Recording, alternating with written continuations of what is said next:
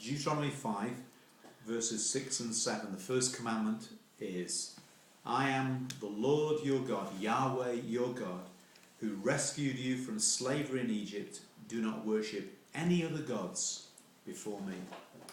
So before God commands anything of us, he declares his identity to us. I am Yahweh your God. I am the eternal one.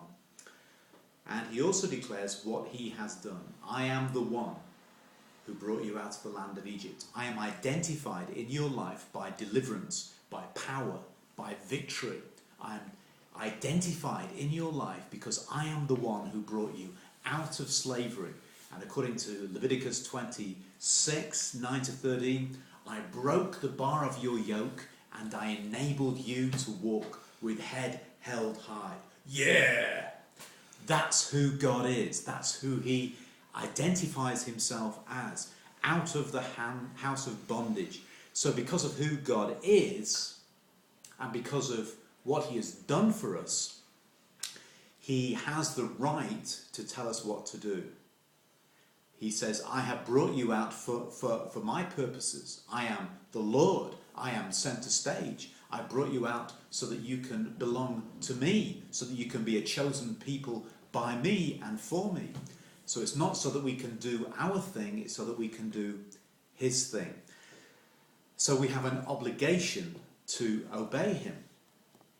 So the first commandment logically follows from understanding this identity and this deliverance, that nothing is to come before God, that he is and remains number one. He is the one that we worship and the one that we serve.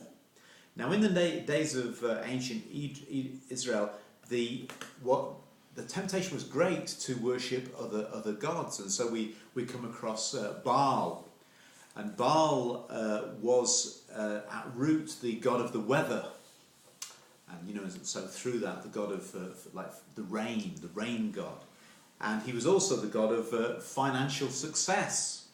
That's interesting, isn't it? And then there were various forms of sex gods, like the Ashtoreth, the goddess of reproduction and romance. And there were any number of local deities who had, river gods, moon gods, star gods, identified with different things. The god of a well, a location, a mountain, an area, a national group, a culture. And there were a whole raft of them. But if you think about sex, money and power, we haven't changed very much, have we? We might have changed the names, but the situation at root remains unchanged. So the idea of saying no other gods before me doesn't mean that all you other gods have got to stand in line. Or that it's permissible to have other gods so long as they line up behind this true God whose name is Yahweh.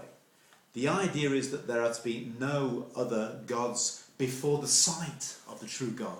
There's nobody else in the room, you might say. No other gods before me literally means no other gods to my face. Just get out of my face.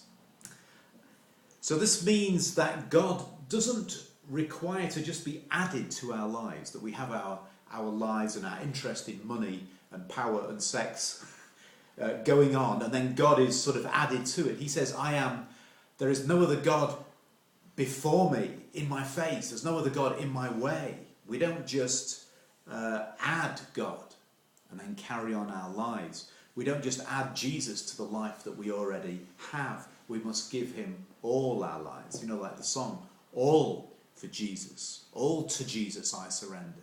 All. And failure to obey that commandment is designated idolatry. It means putting something else where God has to be. And that thing could be very significant in your life. It could be your ambition, your desire to do something, to choose a direction and to follow it through for yourself. And if that became something in God's face, then it becomes an idol.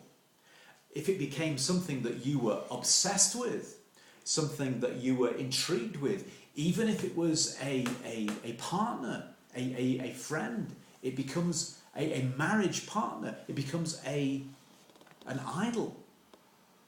And Jesus said, you can't follow me and follow something else as well. I have to take first place. So failure to obey this first great command is called idolatry. And 1 Corinthians 10 verse 14 it says, flee idolatry.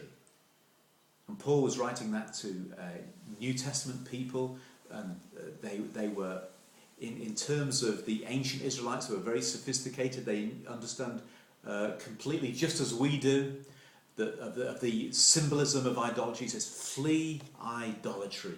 Don't put anyone, don't put anything, don't put any great desire in your heart before God. He has to be number one. If he is not number one, he is nowhere. He is either Lord or he is nothing in your life. Okay. Amen. God bless.